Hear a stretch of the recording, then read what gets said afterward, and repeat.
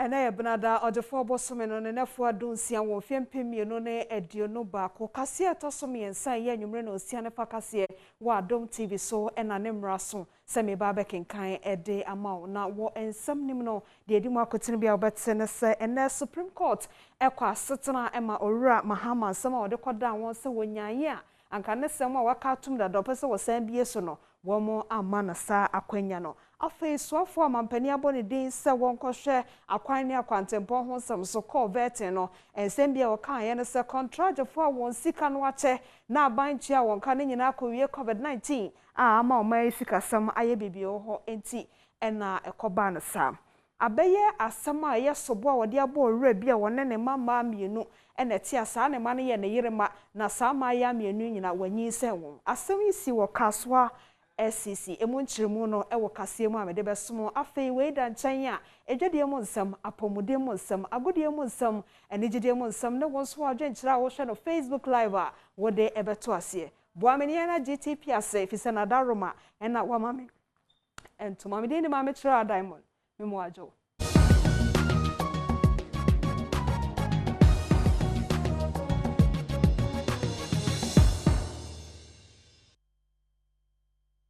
Nyumre no sia ne fakase na se wo Supreme Court ensensem abaye semre kakra ni ekoso no na enne atemuafo enso no ka wontibo mu no de wo kan ye ne se owura John Dramani Mahama ne nsemu ana no wode beda won mu abosomye wo mu yi ne da na etoso ho twe won ankasa eka se saasem no watwa akiri enti won mu atom me ho adansefo nyina bedi adanse wie no wosan peye senka Supreme Court ne ma na kwanya na saasem no a ada no won konya ne no nanso atemuafo nso yi ka wontibo mu no wo mo kyerese sa kwanya no wonya bio application of campaign John Dramani Mahama na lawyer for those by there nche Supreme Court oma no kwan no nsambu ni case no na onso pin Jemensa no ombekasa no nde na woze no mumuaye be na judges no tenase no wose se woje da me application no tuma onye ye nti wo boda me application no obogui. The petitioner in this application has not given us an inkling of the new or fresh evidence he wants to bring to the fore through the chairperson of the first respondent and how that evidence could assist the court to do justice in the matters under consideration in this petition. Neither has he disclosed how that evidence will advance the course of his petition. For the above stated reasons, we find no merit whatsoever in the petitioner's application to reopen his case for the sole purpose of compelling his adversary's intended witness to testify through a subpoena without indicating the sort of evidence he intends to solicit from the said witness and how that evidence is going to help the court in resolving the dispute before us. We accordingly refute the application and proceed without any hesitation to dismiss him. I wish to notify your lordship that we have filed this morning, just this in the last half hour. So we have filed an application for review of your ruling of 11th February. And in connection with that, we are also filing an application for stay of proceedings pending the hearing of that review application. And no doubt the next steps in this case will be dependent on those applications. We know na akasama forma campaign John Dramani Mahama mche alaya for next two gade say share anu ya court ne za baza so waka there when court ya adwena na oboa onye ne nya adwon yen as petitioners no ya dwim point na ne say ye bedi nukura na chia kosisi ensa beka nukura no ensa ensa se ye pe nukura hunu a nukura ni na ne say Jemensa eba begina de kanum na ne esi yankasa no waka ya amase ye pesi ewinu nko a o ye ban so say Ghana fo ina be hu nukura wa asemi mu ensa say John Mahama odo no ho aba for say obi be hu nukura wa asem num na wo a wotifi a wotie mi no wo hu ni say abato na ye to no nukura enie ebani say mistake ba ha na mistake amba ha ono echi no na omanfo a wakasama omanpanyin akufo ade so tu gade se hwe nsem no omanpanyin John Dramani Mahama na ya fa wakasama rekaza na ochede wonyin court nu enzini isande se ba court mbra na oye eduma amunkofo mbedi adanse kra no adanse di ombedi ye no emu eha opani asiedu nkatia obetra da kamiama ni bu nkontana ne nkontana kwakosi se na nado danko akufo adonya ohamu nchichemu aduonu ne ekirei enkuta bi obu ye bia ekire saa enti esi dan enene musa ba ebeka kire se agi se mumu case ni nyenti no mo de ahye mo krata mu se ehu be hia pa ma mumu case sene be mu case mu be du agi se ma meje mensa ba bigina adaka mu NDC case ne de atonso sɛ biribiara ansesa yame yɛ adom a yɛwoda na court bɛtena ase na za waka do obiara mfa ne closing address sembra no obatu atena do na wahwɛ za obɛkɔ na wahyɛ da ɔse election petition here ni nara no muwa me kyerɛ judgment ɔde baba kojo mensa abrampa na men Another war Accra High Court so Justice Samuel Asiedu etena dwam ema asɛm a ɛyɛ sobo a wɔde abɔ enipa bi te sɛ ACP Benjamin Agojo ɛna Dr. Frederick Yaw McPalm ɛna nipa nwɔtwe bi ɛka wɔn ho sɛ sɛ nipa yi hyɛ kokoɔ mu sɛnka wɔyɛ adeɛ bi ɛyɛ abantugo ho nsɛm no wɔn mo ɛkɔtena so Accra High Court ɛnɛ na asɛm no wɔn asan ɛtu ahyɛda bio.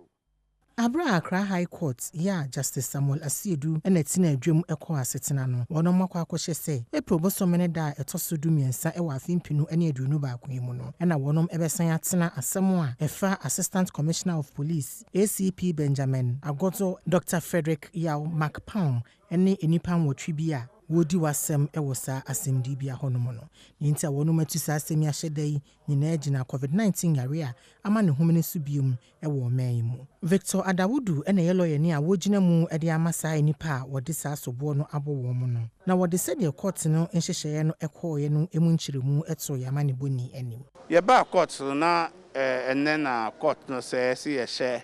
nsɛm na aseɛ ba sɛ yare a aba a covid aba no nkrofo no ebi wo omo epie omo obil omo na omo obil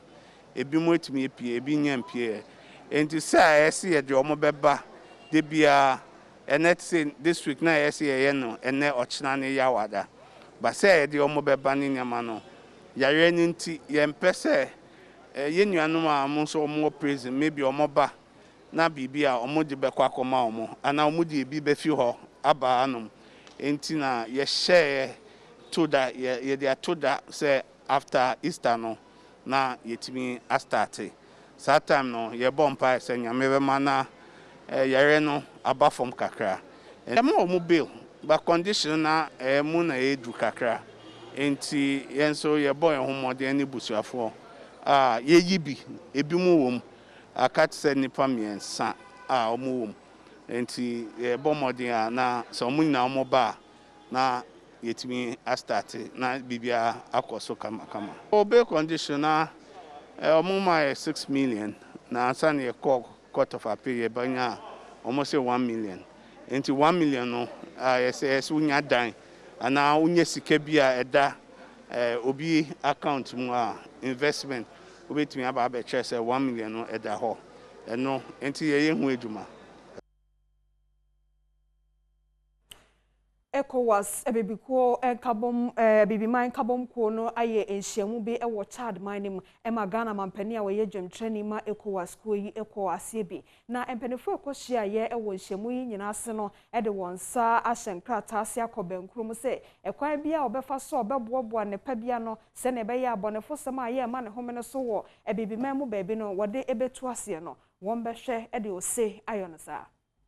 ECOWAS mpanyimfo yi ekyiremu a afimpinu ane aduonu abra ehye kora no na wonom enya emiamia oha wotwe ane aduasa miensa ya etuatedomfo akwakoto ahye won so ya enam so nti no enipa empimienu oha ane aduasa nson ya asrafo eka ho bie no na wohwere won kwa enam so ama omampani adodankwa akufuado ya wono na wo ye ECOWAS chair no de atugya se enya de a ebibiri mamu ebetena se aye nhwehan ama etuate dom crew ahodo ato ahye won so saa wo de sansemi tudwa e wa abra wonom eye 2021 G5 Sahel meeting. The non-ECOWAS members of the G5 Sahel. The ECOWAS Plan of Action Against Terrorism proposes an integrated, comprehensive and multidimensional approach to counterterrorism, encompassing all security and development aspects. It aims at pooling member states' efforts, building greater synergy of action between all initiatives, and collaborating with all partners involved in combating extremism. Wasan so editu da say ECOWAS mpanyinfo ede $500 million esi hono mo a wonum ede ba beku atia etuate dom kuo ahodo no. It is my deep conviction that the successful implementation of the plan will require the strong partnership and involvement of the many stakeholders here gathered. I strongly believe that active collaboration is the cornerstone of the success of any initiative that is undertaken in the fight against terrorism. To that effect, I'd like to commend the strong commitment of the African Union in support of the fight against terrorism in the Sahel, as well as the stabilization of the Lake Chad Basin. Opani amampani aboni din se dibre ye akwan ne akwantempo ho samso no wono ena wototo na no wie na odi sunkonima obeda no eye ononyamfo kwasi amoako ata na ebra wokọ vetting ampanifo ototo na no na no ena wo bisa ne sa contractor fo bia won sika akamu no eye den ano ye wode ma won se no kre wo me de contractor fo pika na mom de koba ye ne se COVID-19 yade na ebesan o my Ghana so no ama sika sembi ensedan koye ntia Kwasi Amoakwata ene opanyina Ghana ban eyi no esiwo se daachi bi obetimi abehwe asoye awohwe akwan ehonsem so na ene wo kompanyimfo animu a wototo na no ena Haruna Idrusu ebusa ne nsem bi se edi enti ena dadada contractors a aban ede contract ema wo mo no wontimi entwetwe bika ema akwan esese woye no wonyenwie na Amoakwata eyisa nsem yi ano ena odi nsem bi atu da se enya boapaye ena aban aye ne mom se de yade COVID-19 ebaaye no Ghana ban ebo no homodin bia se anka obetimi atwa contractors neka nanso yade amasese Ghana dwadie ene esikasem akofom ne senti ena abane saa no owieye eno sade nsem atu da se sa wohwe Ghana akwan ene kwantempon ahodo esese wo ya wuyi mu 39% de a Ghana ban etimi aye ne kama na mom 61% bia aka ne de esese eno ena aban ema nani ekọ ho. Mr. Chairman, yes, there are also outstanding payments, and efforts are being made as and when monies are released to the ministry. But, Mr. Chairman, we must also not lose sight of the facts of the difficulties that we all went through as a government and as a nation with the COVID-19 pandemic, and resources of the nation in terms of revenue went down. So it also impacted negatively on our payment regime. But we are hoping that this trend will change and contractors will see an improvement in the payment. So when will road contractors smile? Mr. Chairman, road contractors have been smiling from time to time, and if I may recall, in October, November, December 2019, His Excellency, the President even ordered the Finance Minister to release an amount of 2.2 billion Ghana cedis at a time to be shared among all contractors across board. Adom Kasie enyumre no siane fade na wo hwe mi gina we so na matonkra meka wo se nkrato no achi no de beba wakwa mu bia obete ne se owura bi ena posifo e wo kaso atobut wo mu achi no fi se one ne mama mienu ada ema baako anyinse Mr. Otweme me basisia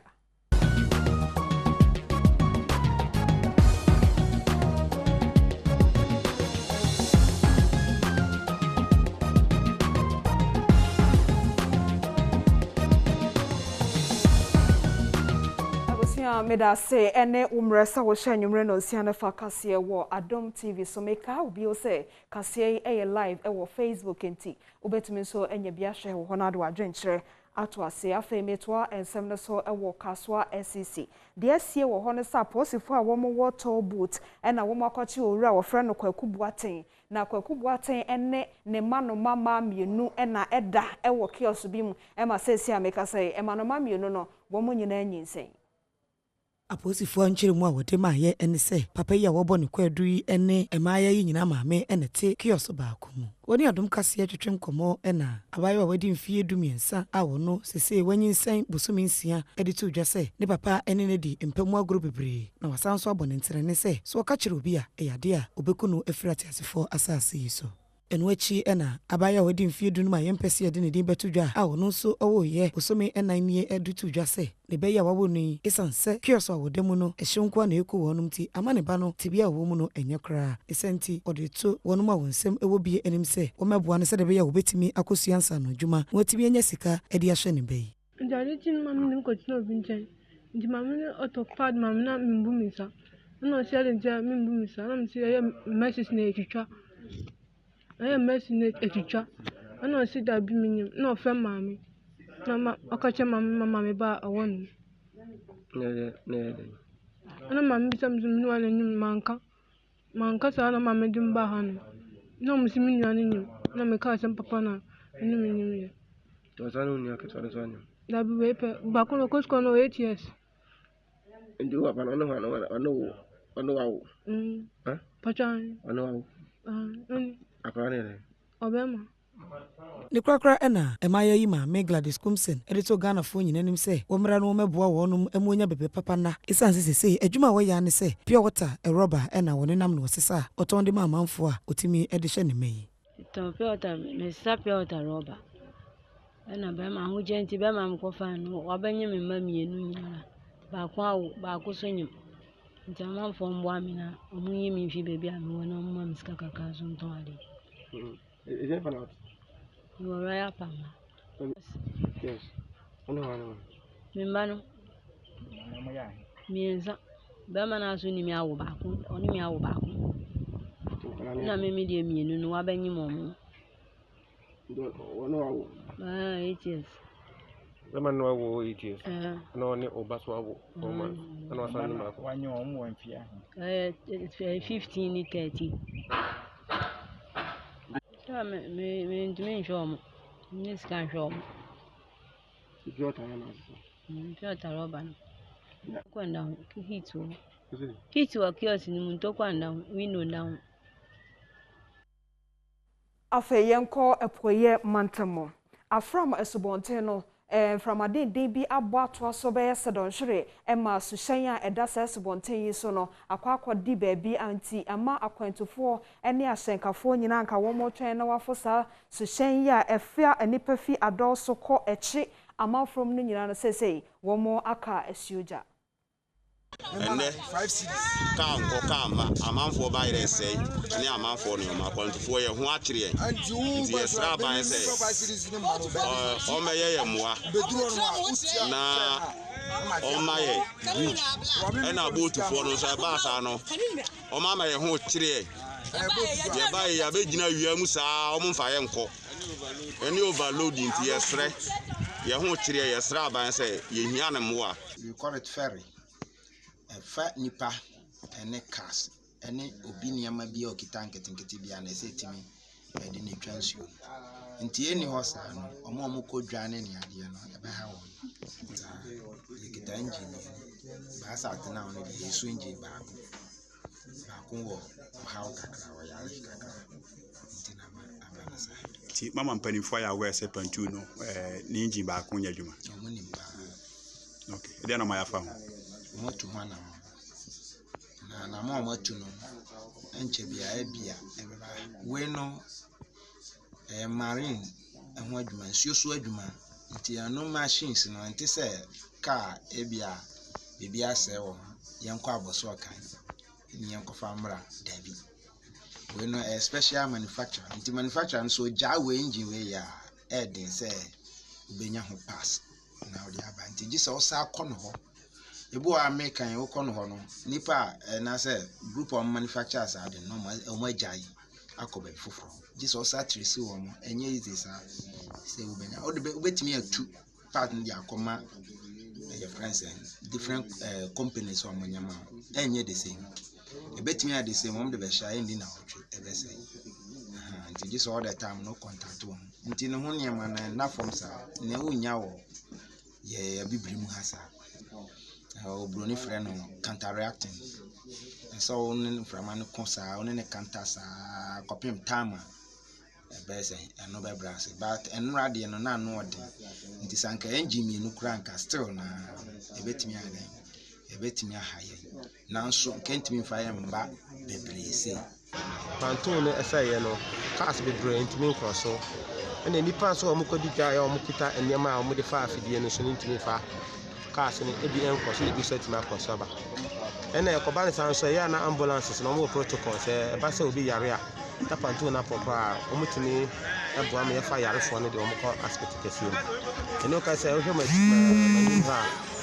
ambulance be in Abidjan, a train said, Nini ambulance by put the Bible, do not want to say anything. I do a general home with the little boat to move. A captain in the Casa. And all chairs, a name in 24 more possible. Akasa.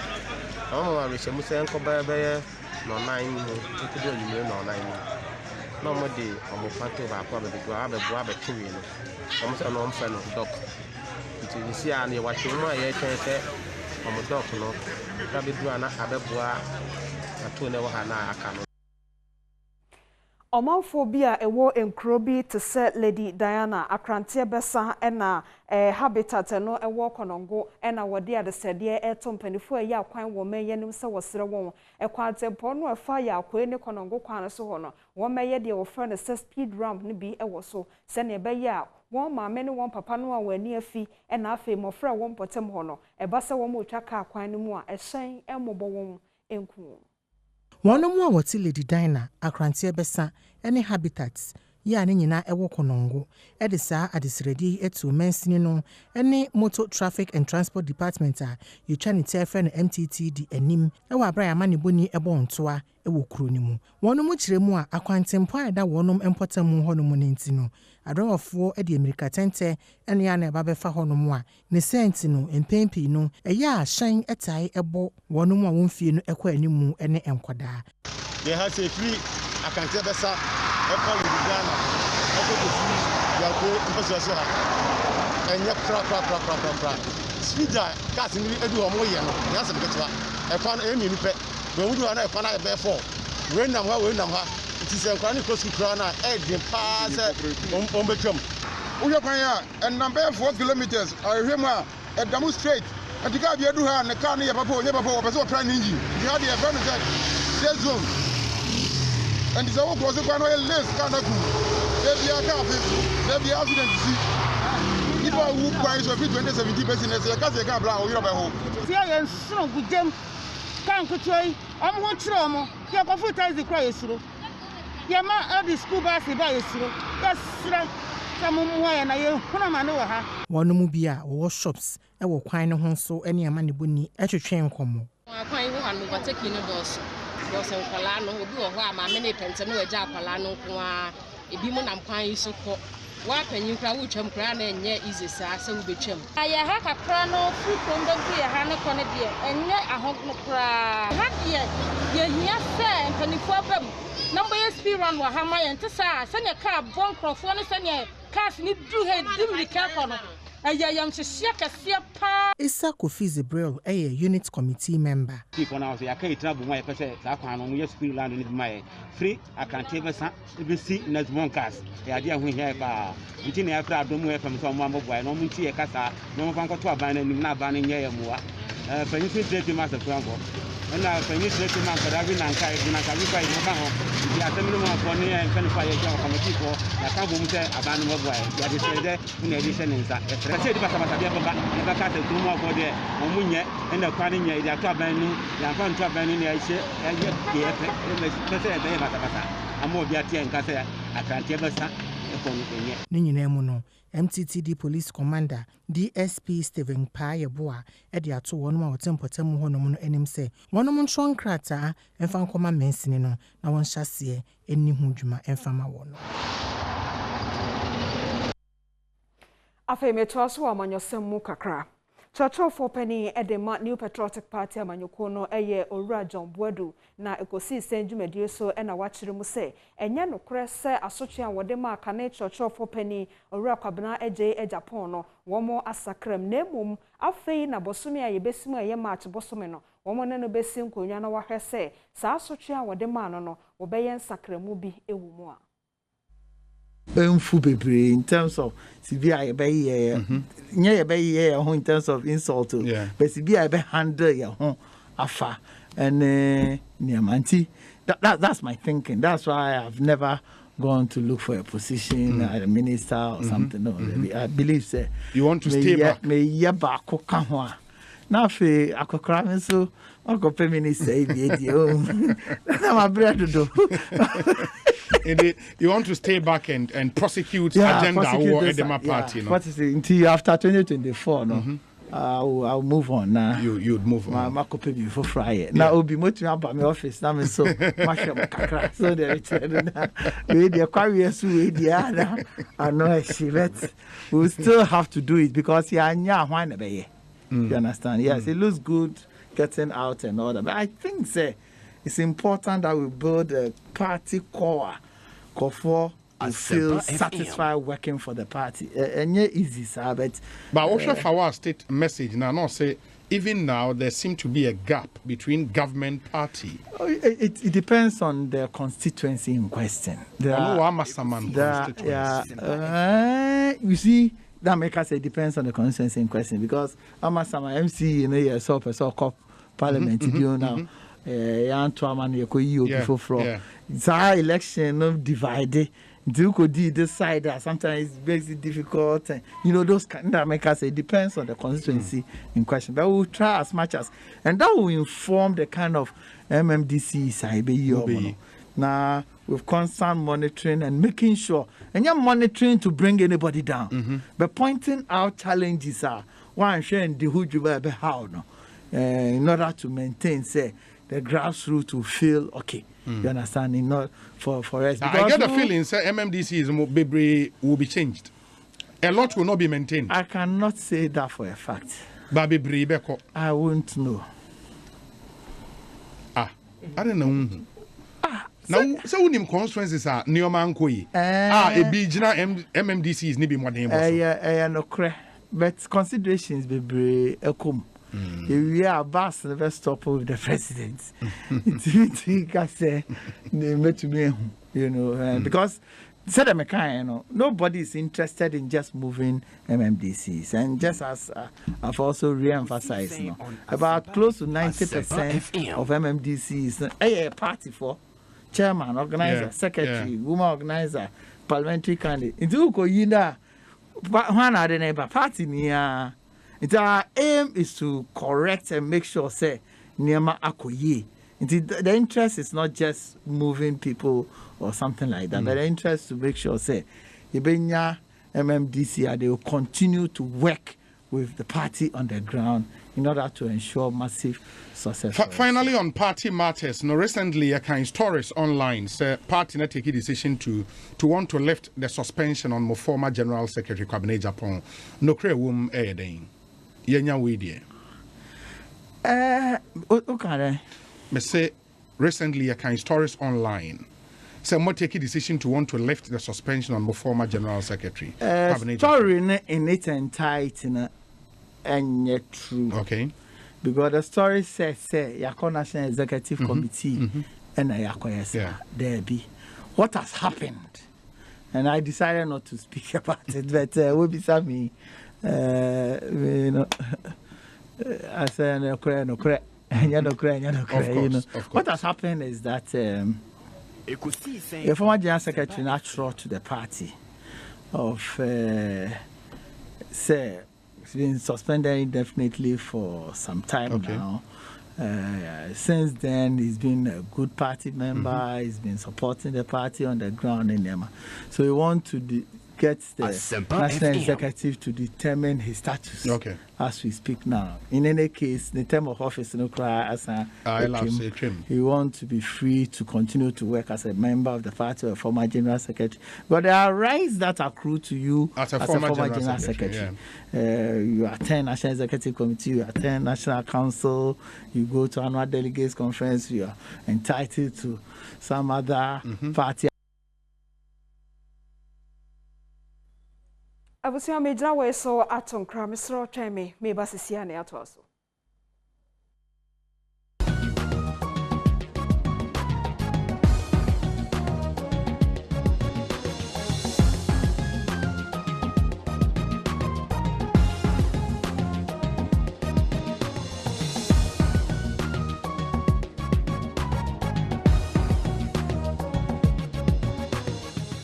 Afei apomode mu nsem enie yenhwe sede COVID-19 no tebia no ete ewo oman Ghana mu sesei enti se usha na chese confirmed cases de wajiatum se ye no krese omanfo anya bi wo mamu no eye empem ediosonsia ahanan ediokromi no 76,492 ena afei de eye new cases mehwe foforo kra ye nipa foforo afei no mo so enya sa yade yi bi no eye ahansia edionum ensia 656 na active cases no eye womu awo yade no wo na emu ye de mekanisa ne say active cases no eye empemon so ahanwotwe edionum 7,850 na wo hwe womon so a womunya bia won ho atowon na wokoda ya sabia ma wayi wa afia ya sabia eno so eye empemon empemediosia wotwe ene oha 68,100 womon so ayade wonya bi na ede wonko ensie do no womon so edodo eye ahanum ena aduanan mienu 542 efe so wode call ahamu nchemu mu a na atese mema dodo ena enya COVID-19 yade no ebi efise emema enya ahamu nchemu aduonum wotwe 58% ena ema no so enya eye ohamu nchemu aduanan mienu entina atese COVID-19 yade no sei ena etie ewo oman Ghana tebiam ede kase boy ensemu enie desi ya na saban krache owo dwaboso ena watie si dwaboso mpotemu akotete hand sanitizer no bi diama asenkafo wo mo eto ade emekire kromafo no na ne botaya wode yesa ne se wo munyina anye na wonfanye ye wonsa ho brano se na ebe ya wode bebo won ho ban afi COVID-19 yade no ho Mansi penny impa wose hwidwaboso matakwa yemenu ene wode nose mask ene hand sanitizers akoma adwadifo adrovafo ene temamufo ena afei wonu mu atwi okada ewo se hwipro so kofikrom adwakesie mu saado ya wokoye ye nti wonu bia onya ne ma wokocheche ye bie ene adom kase atwetwe nkomo ede nsema hudo bi etudwa market areas ni nyina meko na makoche sanitizers ene nose mask ade ama obi biara oni bi sanse pempi no be hye obi won hye bi obi se osimi ni 1 cedi amede ebeto oti ya pam bi kama ade ma no se de be ya oduru fie anwumre obetumi asi na ade echi a wahye ansa na wakọ ba bia edom ewo mafo bebre kasa yare ni ho COVID-19 wo ho pa oti obi biara mo ne ho ba efiri yare no ho aban say opa wo chow she nose mask opa wo chow use hand sanitizer baby ya dey Veronica bucket asisi abu nsu agum udu ho a ohoro wonsa samana wo ohoro wonsa wada woroma mafutio a mede magana fo nyina ansay obi andi protocols ne so say nyina ye di so a ya COVID-19 ni bewu obekọ mama ne ho ato no na wi ase nyina atumi akoye nyuma so aye nyuma se de na ye no nkan tete no Enwachi ena mensiri panyimpa matakwa yimenu ene adom kase ehwetwe nkomo edite o manfo nyinanim se ebraso se Ghana fo ye me ni da ho ne eboye ho ban efiri yade hu esanse yade no kumana ekum o manfo fo nhira no nyame nya ne kese se so ya ba tampa wadwene ne maame ne mo ho enti na wabeti ele smart si ye nyina ya nse de ese eboye ho ban se manu we ada asum daye abaya de kese ma ewie ya eye ni so bebre ya wo a se oda matakwa yi oba tampa onim ne ma edwe ne ma nyina ho watimi aso ne ma we free dwa aboso agu kam no so echema edwadefo ye kasa ma me nhira no na na da mata ase so di nose mask ni hansa ta dia bre se mfam papa yensa ye so skam kra mfam ho yensa nyame nhira no kan de nyame ye da na ase se wa ya de no wa dwene ye ho se biya sa ya de betima abeto ye no wa wo aye se oboye ho ban no nyame nhira no wo betima ahia ni party different buy the ho exchange of money ni nyina no in fact yeyam hihia nanso ena onabu matakwa yi adawroma abams anamsini odwaboso mansimu no wabecheche hand sanitizer ene nose mask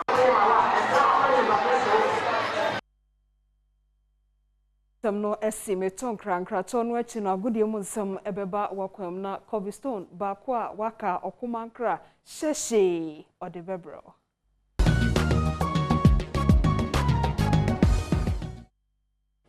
Abusia mamensa adwo emfamra Adom TV so emra so agukansie na sa gudie mu nsem na sabre yabobo ane nyina no amede eno so komo epe so amao na yenhyase emfemfiri eye ebibremu akansie kase a etimi atodwa ade ama emrantia omonya enimfinhia aduo no ene na the senior the black satellite team no omubo omakansie no edikan wobra omne Tanzania ene boy 4-0 ene etimi ekoso na ohwesede a ehonsem esifa etiede na eyade se Precious Boa wono eya branch ba kwa wo 2 goals eno achi no ena fe Ishahaku wode ba ko epe so ena fe eya branch ani din ede bands wono so etimi ede ba ko epe so na se Black Satellite of Ghana ene womo ashe Tanzania eka enan a womo entimi antibie nyame ya duma yebesan akom na Ghana ene Morocco eno eye fiada ena sa akensie kese no ebetime atodwa ene yade eno so nkomo yade ejao nyame ya duma e channel pa sure bose yade highlight no ene ehon nkomo nyina da aka no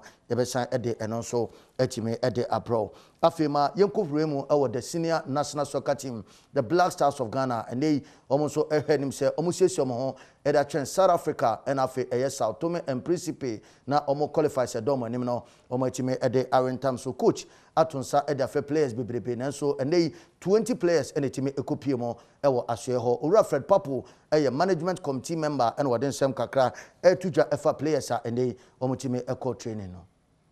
Just an opportunity for you to showcase what you've got for the coaches to have a longer look at you as possible players to play for the senior national team, the Black Stars. So at the end of the day, the ball is in your court. You must prove here on the pitch, on the training pitch. You must prove in camp, that is off the training pitch, that you are disciplined, you are talented, and you are good enough to be considered as members of the senior national team. We believe you can all do it, each and every one of you. That's why you've gotten the chance to be here. So just keep your focus, be disciplined, do what you have to do, and then I'm sure at the end of the day, the coaches will do everything on merit. And if you get a knock on your side. 80 players are and omitimi call training no na say uyi Great Olympics and omubo Mackenzie everywhere and afa Kumasi Asante Kotoko players are omunso suesi omo e dey train Sunday game edom anim na umu aka ni nyina da etimi ekopie mo ye be di akire na ehon komo bia nso no yetimi e dey abro ma yenwremu e wo phobia never say die until the bones are rotten has to focus and yeko and odupon kase pa and tutu ni nyina ne say owura ni din e dey Saban Kwe ni papa yi utumi se wa team manager chepa enche bia na coach said e won team ni team ni nya adwuma biem ena enche a eba ne so no so efrimo yentie nkoma edi akire efiti bra assistant coach edema house folk asaribedi akon de ne nkrata ko jampani fo se wagya adwuma no horo empanifo dodo na edi na chi a omo so afri boboko ni enra ena coach panyini pa ko sapapich ade ne nkrata akoto mu se wonya adwuma no biem eno anso ha goalkeepers trainer Ben Owunso ono so agya adwuma no na foforo aba betomu sisi ane se team manager ya wada boboko na no enfie du ni na chi ni Saban Kwe ene mpanifo abonkrata de ahye ne nsa omo kire se esom obesom wo mo no omo da nase nti na efiri wokoi omo ntumi ni nya adwuma biem na no kire se technical team ade ma house folk boboko yi omo nyina ya pam wo no mo a ene mpanifo de omo ni atofom pa foforo e de ase omanan enti asemeba da bi nyame aduma ye bedi akire na has nsem ne de eye bebrebe emresem ye de hon common so ebebro me so ya na waka ni se and the Great Olympics ehye eye Amina Sharks eka ba ko a omonso entimi achechena ye de eno so nkomo nyina ebebro enwumre UEFA Champions League to aso dendenne pa na live commentary e wasempa 94.7 FM enwumre ye de hon komo ebro na chena so no ye de hon sema akanso etimi de bro Barcelona and PSG na ebonde na fe eye RB Leipzig omonso ene Liverpool enso etimi e de abo ne dendenne pa enya de a eno so eda fom na fe chena nkomo ni nya so no ye de eno so etimi e de bro minyina so na enkomo ahodo a Sergio Manucho the unbeatable okruche edema me no memfa ni nyina ensi wa ahye so se Professor EK Wallace wono and head of sports and they ni ma me eda form ye hwenim se 27th of this month ye be kwa kopiem okufodia na yakopeno eye krabre na bibia ewie pe midin e de Cobblestone okuman crab ba kwa maka ensuroja adura enwono sabre de Diamond Baby oba so no papa bi eto aso.